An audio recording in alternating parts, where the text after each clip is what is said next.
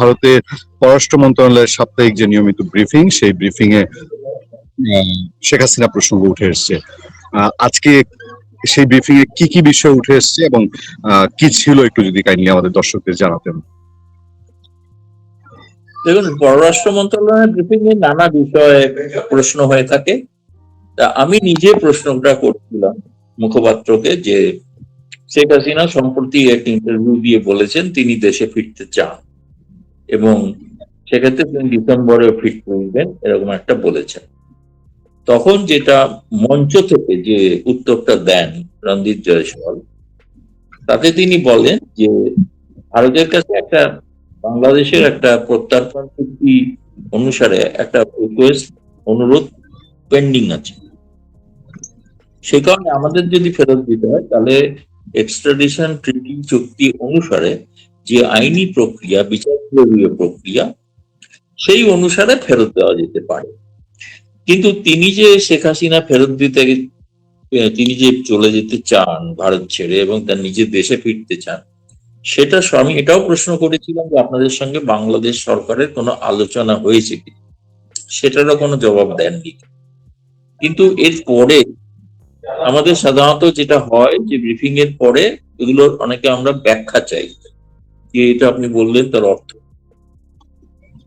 এটা, যেটাকে বলা যেতে পারে যে আপনার, এই জন্য আমরা যখন লিখি বা আমি লিখেওছি আজকে, এটা হচ্ছে পররাষ্ট্র মন্ত্রণালয়ের উচ্চপদস্থ সূত্র যিনি বলেন যে শেখ হাসিনা একজন মুক্ত, তিনি এখানে তার কোনো, তিনি বাংলাদেশের নাগরিক, তিনি যদি ফিরে যেতে চান, যেখানে যেতে চাইবেন, তাতে ভারত সরকারের কোনো আপত্তি নেই। এবং দ্বিতীয়ত আমি তো বলেছিলাম যে আপনারা তো যে কথা প্রকাশ্যে সরাসরি এটা বলা সম্ভব না, যেহেতু বাংলাদেশ সরকারের একটা এক্সট্রাডিশন ট্রিটি রিকোয়েস্ট আছে, কিন্তু তিনি যেতে চাইলে যেতে পারেন, তাতে কোনো অসুবিধা নেই। তখন আমি এটাও জানতে চেয়েছিলাম, আচ্ছা তিনি তো বলছেন যে বিমানে না গিয়ে সড়ক পথে যেতে পারেন, সড়ক পথে যেতে পারেন বলে বিমানে যাওয়ারও কোনো অসুবিধা নেই, কারণ তার তো পাসপোর্ট নাই। ওরকম প্রশ্নে আমরা এরকম অনেকেই ট্রাভেল ডকুমেন্ট দিই, ট্রাভেল ডকুমেন্ট সেইটাই ভ্যালিড ডকুমেন্ট আন্তর্জাতিক ভাবে, সেই ডকুমেন্টে নিয়ে তিনি যেখানে খুশি যেতে পারেন, এবং শুধু বাংলাদেশ কেন, পৃথিবীর যেখানে যেতে পারে, তাতে কোনো অসুবিধা নেই। এভাবে ভারত থেকে বহু আওয়ামী লীগ নেতা ট্রাভেল ডকুমেন্ট নিয়ে বিভিন্ন দেশে গেছেন। ফলে এইটা যে একটা বিষয় যে আমরা প্রথম জানতে পারলাম ভারত সরকারের মনোভাব এবং প্রতিজ্ঞা, তারা এটাও বলছেন তিনি আমাদের, আমি বললাম বাংলাদেশে একটা প্রচার আছে, কিছু সিনিয়র সাংবাদিক প্রচার করছেন যে তিনি নাকি বন্দী। প্রশ্নই ওঠে না, তিনি আমাদের সম্মানিত অতিথির প্রতি যে আচরণ আমরা করে থাকি, তার প্রতি সেই আচরণই করা হয়। মানে তার প্রতি সম্পূর্ণ সহানুভূতি, সহমর্মিতা, এটা যে ভারত সরকারের আছে, এটা কিন্তু স্পষ্ট। ফলে আজকের আপডেট হচ্ছে এটাই, শেখ হাসিনাকে এখন সিদ্ধান্ত নিতে হবে তিনি কিভাবে ফিরতে চান বা ফিরবেন। এটা ভবিষ্যতে নিশ্চয়ই তিনি আমি জানি আরো 1 ডজন সাংবাদিক অপেক্ষা করছেন, মানে ভারতীয় এবং অভারতীয়, তার মধ্যে চীন, জাপান, তাদের সাংবাদিকরাও আছেন, এমনকি কিছু পশ্চিমা সাংবাদিকও আছেন। তো সেগুলোতে তিনি আরো বেশি মানে খোলাসা করবেন যে কিভাবে তিনি ফিরতে চান। আর সোজা কথা হচ্ছে, ভারত সরকারের কোনো আপত্তি কিচ্ছুতেই নেই, তিনি যেভাবে চাইবেন সেভাবে দিতে পারেন। ভারত কি আর যদি কোনো সহযোগিতা চায় শেখ হাসিনা, সেটা দেওয়ার মন মানসিকতা রাখে কিনা, আপনার কি মনে হয়? যে কারণ এই আশাটা তো জানতেন আজকে প্রথম দিনেতেই তো এত কিছু মানে আলোচনা করা সম্ভব নয়, এত সময়ের সাপেক্ষ ব্যাপার এটা। এখন তিনি যদি কোনো সাহায্য চান, তাকে তার দেশে ফেরত যাওয়ার জন্য যে ব্যবস্থা করা দরকার সেটা করা হবে। কিন্তু আর কি সাহায্য বলতে কি, সেটা সাথে শেখ হাসিনা কি বলতে হবে যে আমি ভারতের থেকে আরো এই সাহায্য চাই। সেই সাহায্যটা কি না জানতে পারলে তো মানে আন্দাজে কোনো কথা কমেন্ট করা সম্ভব নয়, তাই না? আগে জানতে হবে যে তিনি কি চাইছেন। তিনি আপাতত ঘোষণা করেছেন তিনি ফিরবেন, তাতে ভারত সরকারের কোনো আপত্তি নেই। এমন কি কোনো সম্ভাবনা দেখছেন যে শেখ হাসিনার দিক থেকে বাংলাদেশের কাছে ট্রাভেল পাস চাওয়া হতে পারে, বা এরকম কোনো আলাপ আছে কিনা? না না, আমি তো সেটা সবটা আগাম বলতে পারবো না, কিন্তু আমি এটা বলছি শেখ হাসিনার সিদ্ধান্ত নেওয়ার পরে এখন তারেক রহমান সরকারের কোর্টে এই বলটা আছে, এবং যে বলটার কারণে আমার মনে হয় যে তাদেরকে এখন যদি ধরুন ভারত সরকার একটা ট্রাভেল ডকুমেন্ট দিল যেটা নিয়ে বাংলাদেশে তিনি যাবেন, সেক্ষেত্রে তারেক মানে বর্তমান বাংলাদেশ সরকারকে সিদ্ধান্ত নিতে হবে ভারত সরকারের ট্রাভেল ডকুমেন্টটাকে তারা অ্যাকসেপ্ট করবেন না রিজেক্ট করবেন। সেটা তো তাদের সিদ্ধান্ত, সেটা তো সেই সিদ্ধান্তটা আমি এখান থেকে বসে তো বলতে পারবো না। কিন্তু তারা চাইছেন কি চাইছেন না, এটা আমার মনে হয় আপনারা আপনাদের পররাষ্ট্র মন্ত্রণালয়কে জিজ্ঞেস করতে পারেন। বাংলাদেশের ভেতরে একটা এরকম মনোভাব আছে যে শেখ হাসিনা না আসুক, উনি না আসাটাই ভালো। এটা বিশেষ করে যারা জুলাই যোদ্ধা দাবি করে, আমরা যাদেরকে তথাকথিত জুলাই যোদ্ধা বলি অথবা জুলাই ব্যবসায়ী বলি, তাদের মধ্যে আওয়াজটা বেশি, বিএনপির মধ্যে না, যে তিনি না আসুক, না আসলেই ভালো। আপনার আপনার বিশ্লেষণ কি, কেন এই অংশটা এরকম চাইতে পারে? কারণ আপনি তো পর্যবেক্ষণ করেন সবকিছু। সরকাররা যদি শেষ পর্যন্ত বাংলাদেশে পৌঁছান এবং তিনি সেখানে যদি যান, তাহলে যারা বলছেন সব বিপ্লবের কথাটা তারা অপ্রাসঙ্গিক ইতিমধ্যেই হয়ে গেছে। এখন শুধু সংবাদপত্রে আছেন তারা, আর চাঁদাবাজিতে আছেন, তাই না? শিল্পপতির থেকে চাঁদা তোলায় যাচ্ছেন, আর কোনো কাজে তো তার নেই। ফলে তাদের কোনো ভূমিকা কিছু নেই, তারা যে আরো অপ্রাসঙ্গিক হয়ে যাবেন এ বিষয়ে কোনো সন্দেহ নেই। সেই জন্যই তারা মুখে যাই বলুক আদতে চান যে শেখ হাসিনা যেন না যায়। সেই জন্যই তো শেখ হাসিনা কিন্তু তার মধ্যে একজন বুদ্ধিমতী নেত্রী, এই জিনিসটাকে তিনি বিশ্লেষণ করেই এমন একটা চাল চেলেছেন যে আমি যেতে চাইছি, আমাকে বাংলাদেশে যেতে দেওয়া হচ্ছে না। তিনি তো বিচারের মুখোমুখি হতে চাইছেন, বিচারের মুখোমুখি হবেন তিনি তো বলছেন না আবার তাকে গণভবনে বসিয়ে দিতে, তা বলছেন না, বলছেন বিচারের মুখোমুখি হবে, ন্যায় বিচার হতে হবে। উনি যে সড়ক, আপনার কাছ থেকে আমরা জানতে পেরেছিলাম যে ওনার সড়ক পথে আসার সম্ভাবনা আছে, তিনি বা পদ্মা সেতু হয়ে আসতে পারেন আপনি বলেছেন। এটা কি কৌশলগত কোনো কারণ কিনা, বা এটার এফেক্ট কি না, হতে পারে? এটা কৌশলগত নয়, কৌশলগত নয়। এটা কারণ হচ্ছে এটা তার স্বপ্ন, এটা তার স্বপ্ন। তিনি চান যে যখন এভাবে তিনি তো একটা বিমান বাহিনীর বায়ুসেনার বিমানে করে চলে এসেছিলেন, তিনি যখন মানে ধরুন 1981 সালে ফিরে গিয়েছিলেন সেটা ভারত থেকে, তো তখনকার যে সরকার তারা তো অ্যাকসেপ্ট করেছিল, তারা তো সেই ট্রাভেল ডকুমেন্ট ইত্যাদি দিয়েও ছিল এবং গিয়েছিলেন, তিনি শুধু বিমান পথেই গিয়েছিলেন। এখন এটা এই কারণে যেহেতু একটা মানে বাংলাদেশে একটা ধরনের প্রচার না করা হয় যে তিনি আসলে, তাকে বাংলাদেশের মানুষ চায় না, তিনি স্বৈরাচারী ইত্যাদি ইত্যাদি যেগুলো বলা হয়, তো তিনি সেই জন্য সচক্ষে সাধারণ মানুষের মধ্যে গিয়ে সেটা বুঝতে চান তারা কি সত্যিই তাকে পছন্দ করেন না ঘৃণা করেন। এটা কিন্তু আপনাকে আবারও বলছি, আমি আবার ব্যাখ্যা দিচ্ছি, এটা নয় যে এই রূপটা তিনি ঠিক করে ফেলেছেন।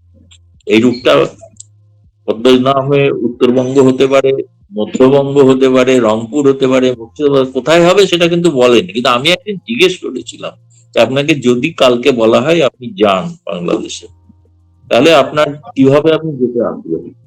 বলেছেন আমি আমার তৈরি করা পদ্মা সেতু দিয়ে পৌঁছাতে চাই, কারণ ওই পথে আমার পথে ঢাকার পথে গোপালগঞ্জ এবং টুঙ্গিপাড়া পড়ে, সেখানে আমি যেতে চাই, সেখান থেকে ঢাকায় আসবো। পরবর্তীকালে যেটা তখন আপনাকে বলা হয়নি, আমি অন্য জায়গায় বলেছি, বলছে তারপরে আমার তৈরি করা মেট্রো রেলে চেপে আমি সচিবালয়ের কাছাকাছি আসবো। তো এটা তার আচ্ছা, একটা স্বপ্ন, এইটা রুটটা ফাইনাল করে ফেলেছেন এমন কিছু না, কিন্তু এটা হলে যেটা হবে সেটা হচ্ছে, আপনাকে সেদিন বলেছি কিনা আমি জানি না, যে 4 আগস্ট 2024 সেনাবাহিনী ঘোষণা করেছিল যে যদি জনতার জমায়েত হয় তারা সেখানে গুলি চালাবেন না। শেখ হাসিনা যদি সত্যি উপস্থিত হন, তাহলে যে পরিমাণ জনতা সেখানে সমাবেশ ঘটবে, যেটা আমি রোজ মানে সেখানকার মানুষের উৎসাহ উদ্দীপনা থেকে বুঝতে পারছি, তারাও মুখিয়ে আছেন, খালি বলছেন একবার ডেট তারিখটা বলুন আমরা তৈরি আছি। এই যে লাখো লাখো লোক যে হাজির হবে, তাহলে সেনাবাহিনীকে সিদ্ধান্ত নিতে হবে যে আমরা তাদের ওপর গুলি চালাবো না। কারণ যদি তারা এই সিদ্ধান্ত না নেন, তাহলে প্রমাণিত হবে যে 4 আগস্ট 2024 সেনাবাহিনী একটা পক্ষের কাজ করেছে, তারা যে নিরপেক্ষ নন এটা প্রমাণিত হবে। সুতরাং এটাও শেখ হাসিনার একটা চাল, সেনাবাহিনীর ওপর চাপ, যে আপনারা এটা ঘোষণা করুন। সেদিন যারা পৌঁছাবো আমি, তখন যে লাখো লাখো মানুষ আসবেন তাদের উপর যেন গুলি চালানো না। দাদা, আমরা যতটুকু বুঝতে পারলাম যে ভারত সরকার তার কোনো বাধা তো হবেই না তিনি একা আসতে চাইলে, এবং সেই একা আসার জন্য যে সহযোগিতা দরকার সেটা তারা করবে। আমি এই আজকের সংক্ষিপ্ত অনুষ্ঠানে, আপনারও ব্যস্ততা আছে, আমি দুটো ছোট ছোট বিষয় দিয়ে শেষ করবো। একটা হলো বাংলাদেশ সরকারের পক্ষে আচ্ছা, আমি শেষ করে দিচ্ছি। বাংলাদেশের তথ্য উপদেষ্টা আজকে বলেছেন যে শেখ হাসিনা ফিরবেন, সেটা তার ফাঁসির রায় কার্যকর হোক, এটাই প্রত্যাশিত। হ্যাঁ, আপনার কি মনে হয়? যা কিছু বলে বলবো, নিয়ে মাথা ঘামাচ্ছি। তিনি ফিরছেন, তৈরি থাকুন ডিসেম্বর, মানসিকভাবে, শারীরিকভাবে, সামরিকভাবে তৈরি হন। যারা প্রশ্ন করছেন বা যাদের মনের মধ্যে প্রশ্ন, নিশ্চয়ই ভিডিও করার ক্ষেত্রে একটা সমস্যা থাকে যে আজকালকার দিনের ভিডিও ট্র্যাকিং খুব সহজেই করা যায়, লোকেশনটা জানা যায়। হয়তো সেই নিরাপত্তার কারণে তিনি করছেন না, কিন্তু আমি জানি উনি বলেছেন যে ক্রমশই ধীরে ধীরে তিনি প্রকাশ্যে আসবেন এবং প্রকাশ্যে ভিডিও মারফত ইন্টারভিউ দিতে পারেন। আমি বলছি না সেটা কবে দেবেন। আমার মনে হয় তিনি যখন ঘোষণা করছেন যে তিনি বাংলাদেশে ফিরবেন, হয়তো তার আগেই সেই ধরনের কোনো সিদ্ধান্ত নেবেন এবং তিনি হয়তো ঘোষণা করবেন। এই প্রসঙ্গেই বলে রাখা ভালো যে আমি শুনলাম যে আপনাদের ওখানকার কিছু সিনিয়র সাংবাদিক তারা প্রশ্ন করেছেন শেখ হাসিনা কি আদৌ জীবিত আছেন কিনা। এখন এই সিনিয়র সাংবাদিকদের কাছে হাস্যকর প্রশ্ন, তার কারণ হচ্ছে যে ভারত সরকারের তিনি অতিথি হিসেবে রয়েছেন, এটা তার নিরাপত্তা, তার জীবনের নিরাপত্তা, তার শারীরিক সুস্থতা সবটাই দেখভাল করছেন ভারত সরকার। আমার মনে হয় তারা এই প্রশ্নগুলো ঢাকায় যে হাই কমিশন আছে সেখানে প্রশ্ন করলেই জবাব পেয়ে যাবে, এতদূর দিল্লি পর্যন্ত আসার প্রয়োজন নেই। এবং ওখানে বাংলা ভাষায় কথা বলতে পারেন হাই কমিশনার আছেন, তিনি জবাব দিয়ে দেবেন শেখ হাসিনার বর্তমান অবস্থান বা বর্তমান পরিস্থিতি কি। দ্বিতীয়ত, যে রয়টারের যে ইন্টারভিউ, সেই ইন্টারভিউতে দেখুন 3 জনের বাইলাইন আছে, কিন্তু একজনের নয়। একজন হয়তো কলকাতা ভিত্তিক সাংবাদিক, আর একজন ঢাকা ভিত্তিক সাংবাদিক, আর একজন লন্ডনের তাদের মূল অফিসের তার একজন, তিনি এডিট করেছেন ইন্টারভিউটা, তারও নাম দেওয়া আছে ইন্টারভিউ নিচে। তাহলে এদের 3 জনকে তো খুব সহজেই তারা যোগাযোগ করতে পারেন, তাদের কাছেই জেনে নিতে পারেন। মানে এটা অন্য মাধ্যমে প্রশ্ন না করে যিনি ইন্টারভিউ নিয়েছেন তার সঙ্গে বা ঢাকায় একটা রয়টার্স এর অফিস আছে, তাহলে সেখানেও তারা জিজ্ঞেস করলে তাদের এই সন্দেহ নিরসন হবে। এখন এটা থেকে বোঝা যায় একটা জিনিস, এই সমস্ত সাংবাদিক শেখ হাসিনা সম্পর্কে খুবই তারা বিব্রত বোধ করছেন। সরকার পক্ষ কিছু বলছেন না, কিন্তু সরকারের হয়ে তারা তাদের সরকারের উদ্বেগ তারা প্রকাশ করছেন, শেখ হাসিনাকে ভয় পাচ্ছেন, সোজা কথা। আপনি যখন প্রশ্ন করে তুললেন, হ্যাঁ, এরকম অনেকেই বলছেন যে তিনি কি আদৌ বেঁচে আছেন কিনা, তিনি কেন প্রকাশ্যে আসছেন না, কেন তাকে ইমেইলে ইন্টারভিউ দিতে হচ্ছে, কেন টেলিফোনে ইন্টারভিউ দিতে হচ্ছে, টেলিফোনে ইন্টারভিউ গুলো আবার এআই দিয়ে তৈরি করা কিনা, এসব কথা কি কোনো ভিত্তি আছে? প্রথম কথা হচ্ছে আমি নিজে ওনার সঙ্গে কথা বলেছি, হ্যাঁ, এবং আমি বলবো না যে আমি ওনার সঙ্গে সাক্ষাৎ করেছি, কিন্তু আমি জানি উনি সুস্থ সবল এবং প্রতিদিন প্রতিনিয়ত প্রায় আপনি ধরতে পারেন 1 সপ্তাহ অন্তর অন্তর দেশের বিদেশের বিভিন্ন প্রান্তের আওয়ামী লীগের নেতারা তার সঙ্গে দেখা করছেন, এবং সেটা ভারত সরকারের অনুমতি নিয়েই দেখা করছে।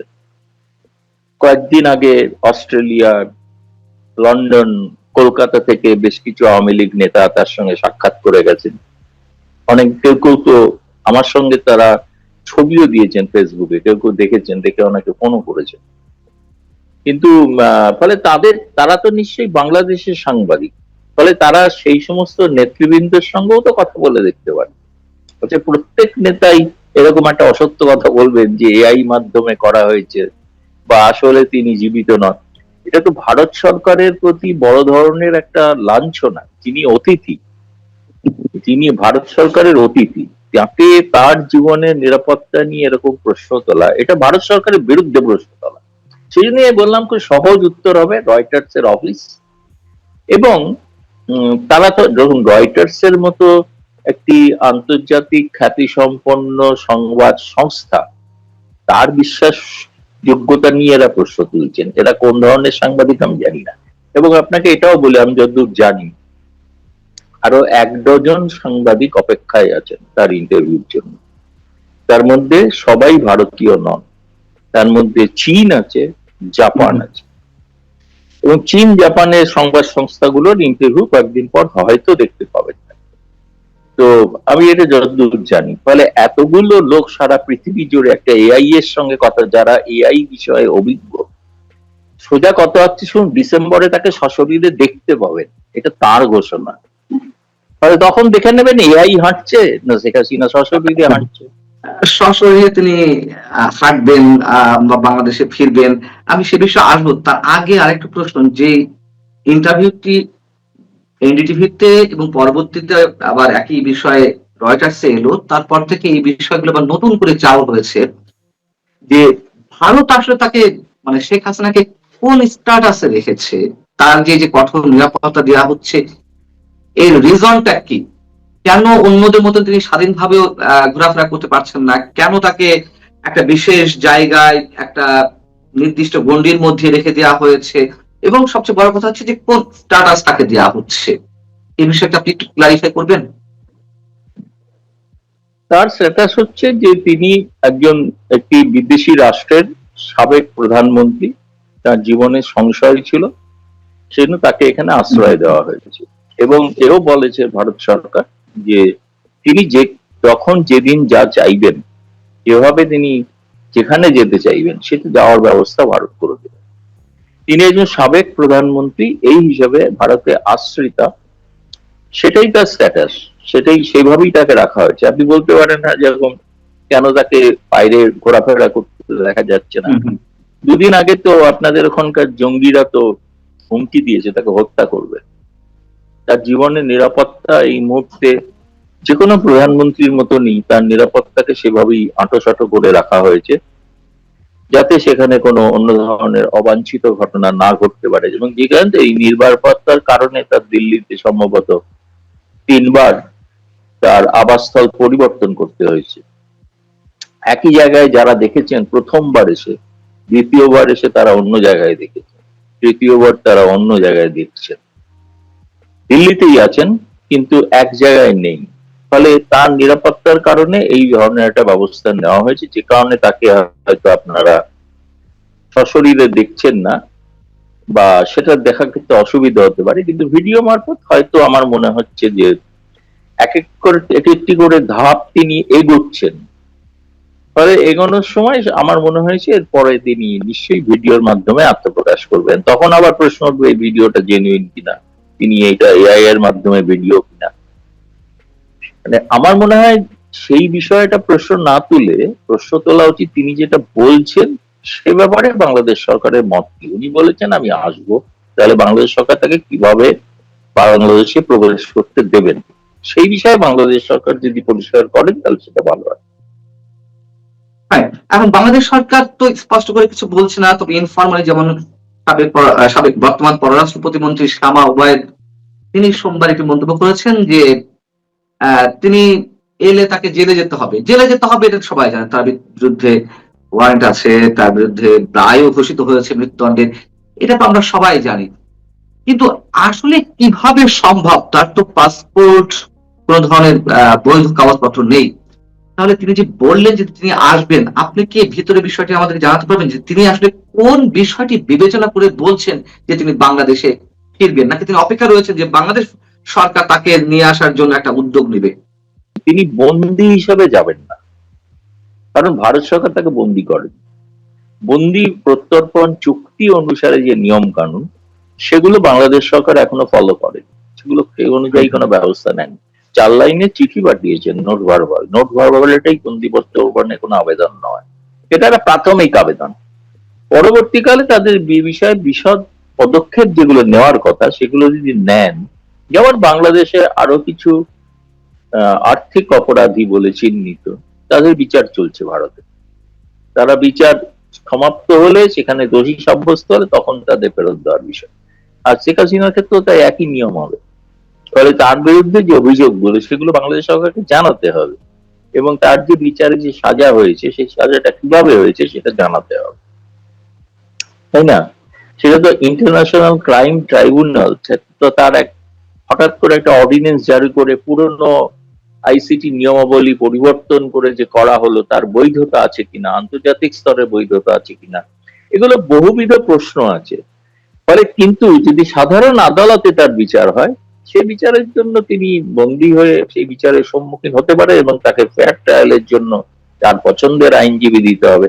এটা তো নয় বিচারপতি, প্রসিকিউটর এবং মানে যে বিবাদী পক্ষের আইনজীবী সবই একই দলের, এটা তো হয় না কখন। এটাকেই তো ক্যাঙ্গারু কোর্ট বলা হয়, যেটা আইসিটিতে হয়েছিল আর কি।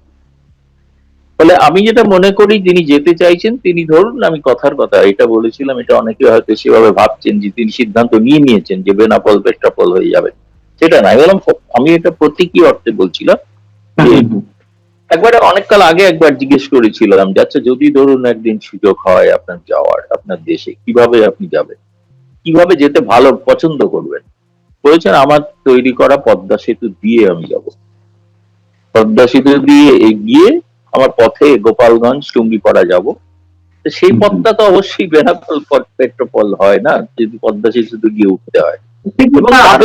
মেট্রো রেলে চেপে ঢাকা সদরে আসবেন গণভবনের কাছে, মেট্রো রেলে চেপে। এটা ওনার একটা স্বপ্ন। এখন স্বপ্নটা বাস্তবায়ন হবে কি হবে না সেটা তো ভবিষ্যৎ বলবে, 5 মাস বাকি আছে।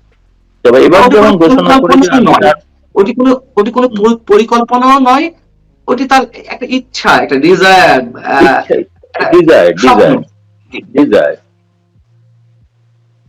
ঠিক কথা। আপনি একটু প্রশ্ন করতে চাচ্ছিলাম ভারত সরকারের প্রসঙ্গে, সেটি হচ্ছে যে তিনি যে সিদ্ধান্ত নিয়েছেন সেই সিদ্ধান্তের সঙ্গে ভারত সরকারের কতটুকু সম্পৃক্ততা। নিশ্চয়ই ভারতের এখানে কোনো রোল আছে, ভারতের নানান ধরনের হিসেব আছে, এবং নিঃসন্দেহে ভারত, আমরা যতটুকু জানি, এখনো বাংলাদেশে আওয়ামী লীগের উপরে তারা আস্থা রাখে।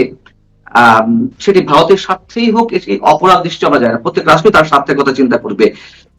এবং যে ল্যান্ড বাউন্ডারি রয়েছে, আমাদের দীর্ঘ সীমান্ত রয়েছে, সবকিছু মিলিয়ে একটা সব জায়গা তো আওয়ামী লীগের প্রতি ভারত সবসময় রয়েছেই। এই জায়গা থেকে ভারতের এইখানে ইনভলভমেন্টটা কতটুকু? দেখুন আমি এটা জানার চেষ্টা করেছিলাম, আর আনুষ্ঠানিকভাবে ভারত সরকার কিছু ব্যাপারে কোনো মতামত দেয়নি। আপনি যেটা বলছেন যেরকম আপনাদের ওখানকার মন্ত্রীরা অফ দ্য রেকর্ড বলছেন, আমাদের এখানেও কিছু অফ দ্য রেকর্ড কথা হয়েছে। সেই কথাতে তারা বলছেন তারা এই বিষয়টা নিয়ে এমন কোনো পরামর্শ তারা শেখ হাসিনাকে দেননি যে আপনি এই কথাটা বলুন যে আপনি যাবেন। তাদের ভারত সরকারের কোনো ভূমিকা বিষয় নেই। এখন এবার এটাও ঘটনা যে তিনি যে এতগুলো ইন্টারভিউ দিচ্ছেন, বলছেন বা কথা বলছেন, যা বলছে ভারত সরকার তার কোনো সেটাতে আপত্তি করেছেন এমনও কিছু না। সেটা মূলত হচ্ছে যে ভারত সরকারের বক্তব্য হচ্ছে ভারতে মিডিয়া স্বাধীন, মিডিয়া কি করবে না করবে এটা সম্পর্কটা মিডিয়ার সঙ্গে শেখ হাসিনা, এর মধ্যে ভারত সরকার নেই। আমরা ভারতীয় মিডিয়াকে বা আন্তর্জাতিক মিডিয়াকে বলতে পারবো না নির্দেশাবলী দিয়ে যে আপনারা শেখ হাসিনার ইন্টারভিউ নিতে পারবেন না, এটা বলা সম্ভব না, এটা বলা যায় না। বরং যে সরকার বলেন সেই সরকার অগণতান্ত্রিক, তারা অস্বৈরাচারী সরকার। স্বৈরাচারী সরকারই সাধারণত মিডিয়ার উপরে নিয়ন্ত্রণ জারি করে। এটা বাংলাদেশে যেটা আমরা দেখছি বর্তমানে যে অবস্থা। তো সেক্ষেত্রে ভারত সরকারের ভূমিকা যদি বলেন, এটা ভারত সরকারের মত হচ্ছে না। আজকে এক্স এটি কাগজের সম্পাদক তিনি সিদ্ধান্ত নিলেন যে আজকে আমরা শেখ হাসিনার ইন্টারভিউ নেবো। এটাও বলে রাখি আপনাকে যে আপনাদের ভারতের যে হাই কমিশন আছে তারা কিন্তু প্রভাব বিস্তার করার আপ্রাণ চেষ্টা করেছিল যে কেন আপনারা শেখ হাসিনাকে চাপছেন বারবার। বলছে আমাদের কাছে খবর, একজন প্রাক্তন প্রধানমন্ত্রী 15 বছর প্রধানমন্ত্রী ছিলেন, এটা আমাদের কাছে মনে হয়েছে খবর, রোজ তো ছাপছি না, মাঝে মাঝে ছাপছি। আপনারা এমনকি এরা প্রকারান্তরে কেউ কেউ হুমকিও দিয়েছেন আপনাদের সঙ্গে সম্পর্ক রাখবো না, হাই কমিশনের প্রবেশ নিষিদ্ধ হতে পারে। তো হলে হবে, তাতে কি করা যাবে। কিন্তু তারপর থেকে তারা পিছিয়ে এসে, তারা হচ্ছে ভারতে তো মিডিয়া এখনো পর্যন্ত স্বাধীন মিডিয়া না, তাকে তো নিয়ন্ত্রণ সরকার করে না। ফলে তিনি সংবাদের শিরোনামে আছেন, আলোচনার বিষয়বস্তুতে আছেন। পছন্দ করুন অপছন্দ করুন, তাকে নিয়ে কথা বলতে হবে, তাকে নিয়ে আলোচনা করতে হবে পক্ষে বিপক্ষে। সেটা হচ্ছে আমার মনে হয়েছে সেটা তার প্রথম রাজনৈতিক পদক্ষেপ। সে বিষয়ে তিনি সফল এই অর্থে আজকে আপনার সঙ্গে 8 ঘন্টা আলোচনা করছি। এখন এটা নানা জায়গায় বাংলাদেশে তো আপনি বললেন বহু সাংবাদিক যে নানা রকম প্রশ্ন করছেন, তাদের কাছে একটা আলোচ্য বিষয়, পক্ষে বিপক্ষে যাই বলুন। এটা হলো এক। দ্বিতীয়ত, এবার তার যে উদ্দেশ্য, আমি বলছি যদি তারেক রহমান সরকারকেও তো সিদ্ধান্ত নিতে হবে, সত্যিই তার তো ট্রাভেল ডকুমেন্ট নেই, ভারত সরকার নয় একটা ট্রাভেল ডকুমেন্ট দিয়ে দিল, তাহলে সেই ট্রাভেল ডকুমেন্ট দেওয়া সত্ত্বেও তারা কি তাকে বাংলাদেশে প্রবেশ করতে দেবেন? এক। দুই হচ্ছে, আর একটা বড় চাপ হচ্ছে বাংলাদেশ সেনাবাহিনীর উপর। এই কারণেই 23শে জুন প্রতিষ্ঠা দিবসে 7টা জেলায় সেনা নামিয়ে, বিডিআর নামিয়ে এমন একটা কাণ্ড করলেন যে সেদিন আওয়ামী লীগের যেন পুনরুত্থান ঘটছে। ঘটেনি, কিন্তু আতঙ্কে তাই ঘটেছে। 4 আগস্ট 2024 সেনাবাহিনী ঘোষণা করেছিল তারা জনতা যদি ব্যাপক আকারে হাজির হয় তারা গুলি চালাবেন না। আজকে ডিসেম্বরের 6 তারিখ হোক বা 7 তারিখ হোক, যদি শেখ হাসিনা পৌঁছন, তাহলে সেনাবাহিনীকে সিদ্ধান্ত হবে সেই লাখো লাখো জনতার উপরে গুলি চালাবেন। সেদিন যখন চালাননি, জনতা, নিরীহ জনতার মৃত্যু যাতে না হয় তার জন্য ডিসেম্বরেও তাকে সিদ্ধান্ত নিতে হবে নিরীহ জনতার উপরে, আওয়ামী লীগ সমর্থক তাদের উপর গুলি চালাবো না। ফলে সেই সিদ্ধান্তটা এখন আর্মির টেবিলে, আর্মিকে ভাবতে হবে, সেনাবাহিনীকে ভাবতে হবে। সত্যিই তো তিনি এখন এটা স্টান্টবাজি বলে ভেবে থাকতে পারে, শেষ পর্যন্ত হাজির হলে কি করবে, তাই না? ধরুন পেট্রাপোল সীমান্তে হাজির হলেন, রংপুর সীমান্তে হাজির হলেন, কি ওপর বাংলা বান্দায় হাজির হলেন, সেনাবাহিনী কি করবে? তখন তো আপনি জানেন বাংলাদেশে যে ধরনের একটা আবেগ তৈরি হয়েছে, যারা আওয়ামী লীগ পন্থী, যারা মুক্তিযুদ্ধের পক্ষের লোক, আমি তো তাদের প্রত্যেকের মানে নিয়মিত আপনার সঙ্গে কথা বলতে বলতে গোটা চারেক ফোন আসছিল। তারা সকালে বলছে আমরা রেডি, প্রস্তুত, আমরা যাবো সেদিন, কবে আসছেন খালি দিনটা জানান। এই যে একটা আবেগ তৈরি করতে পেরেছেন তিনি, এটা দ্বিতীয় রাজনৈতিক সাফল্য। সঠিক, আমি রাজনৈতিক ভাবে ব্যাখ্যা করছি বিষয়টা, বুঝলেন? এর বাস্তবিক অর্থটা দেখা যাবে ডিসেম্বরে। 5 মাস সময় আছে। এর মধ্যে একটি প্রথম সারির আপনাদের সংবাদপত্র তারা বিভিন্ন চমৎকার একটি বিশ্লেষণ করেছে। 5 মাস সময়, এর মধ্যে কি ঘটবে, এর মধ্যে দেশে কি ঘটবে, আন্তর্জাতিক স্তরে কি ঘটবে, অনেক কিছু দেখার বিষয় আছে। সেই বিশ্লেষণটা আমি বলবো সেই সমস্ত জ্ঞানী গুণী সাংবাদিকরা যেন একটু পড়ে দেখেন। এটা বাংলাদেশের কাগজ, প্রথম শ্রেণীর কাগজ, তার বিশ্লেষণ। সে বিষয়টা খুব মানে একটা আমি বলবো বাস্তব ভিত্তিক একটা বিশ্লেষণ করেছে। তিনি বলেননি যে হ্যাঁ ফিরছেন, তিনি একথা বলেননি এটা স্টান্টবাজি। এখন তার কাছে মনে হচ্ছে হলে কি করতে পারে, পরিণতি তারেক রহমান সরকারকে সিদ্ধান্ত নিতে হবে, যেটার জন্য শেখ হাসিনা অপেক্ষা করছেন। এটা হচ্ছে 3 নম্বর সাফল্য, যে আমরা শেখ হাসিনাকে এভাবে ঢুকতে দেবো না। তিনি রুখতে চাইছেন, কিন্তু আমরা রুখতে দেবো না। তার কারণ হচ্ছে তিনি বন্দী হিসেবে আসুন। ভারত সরকার তো তাকে বন্দী করেনি, ভারত তাকে বন্দী হিসেবে দেবে না, বন্দী প্রত্যর্পণ চুক্তি, তিনি নাগরিক হিসেবে যাবেন। ধরুন কথার কথা বিএসএফ যদি পুশব্যাক করে, তাহলে কি করবে? বিজিবি কি পুশ ইন করে ফেরত পাঠিয়ে দেবেন, যেমন পাঠাচ্ছে না? ফলে এটা নিয়ে তারেক রহমান সরকারের অন্যান্য অনেক প্রায়োরিটি যে কাজ আছে তাতে একটা ব্যাঘাত ঘটানো, আপনি খুব খারাপ ভাষায় বলতে পারেন অন্তর্ঘাত করা, এটা চতুর্থ রাজনৈতিক পদক্ষেপ। সাফল্য কিনা বলছি না, চতুর্থ রাজনৈতিক পদক্ষেপ। ফলে আমার কাছে যেটা মনে হচ্ছে যে ইংরেজিতে খুব চমৎকার একটা কথা আছে, সেটা হচ্ছে প্রেগনেন্ট উইথ মেনি পসিবিলিটিস। সম্ভাবনাময় জীবন, সম্ভাবনার সময় আসছে। কিন্তু শেখ হাসিনা সংবাদের শিরোনামে আছেন, বাংলাদেশে নাই বা থাকুন, সারা বিশ্বে আছেন, তিনি আছেন। এবং দেখুন গতকাল আপনি ফলো করেছেন কিনা জানি না, সজীব ওয়াজেদ জয় একটা প্রোগ্রামে এসেছিলেন লাইভ আমেরিকা থেকে, লন্ডনে যেটা অনুষ্ঠিত হয়েছিল, সেটা তার বক্তব্য আমি শুনলাম। তিনি কিন্তু এই মানে ফেরা না ফেরা ইত্যাদি নিয়ে তিনি কোনো মন্তব্য করেননি। তিনি বলেছেন যে 6 কোটি আওয়ামী লীগ সমর্থক এবং আওয়ামী লীগ ভোটার আছে বাংলাদেশে, তাদেরকে যদি উপেক্ষা করা হয় তাহলে বাংলাদেশ একটা গৃহযুদ্ধের মুখে যাবে। এবং গৃহযুদ্ধ, সিভিল ওয়ার শব্দটা ব্যবহার করেছেন, ইংরেজিতে ভাষণ দিয়েছেন। তো সেই গৃহযুদ্ধের কথা ভেবেই হয়তো শেখ হাসিনা এমন কোন সিদ্ধান্ত নিচ্ছেন।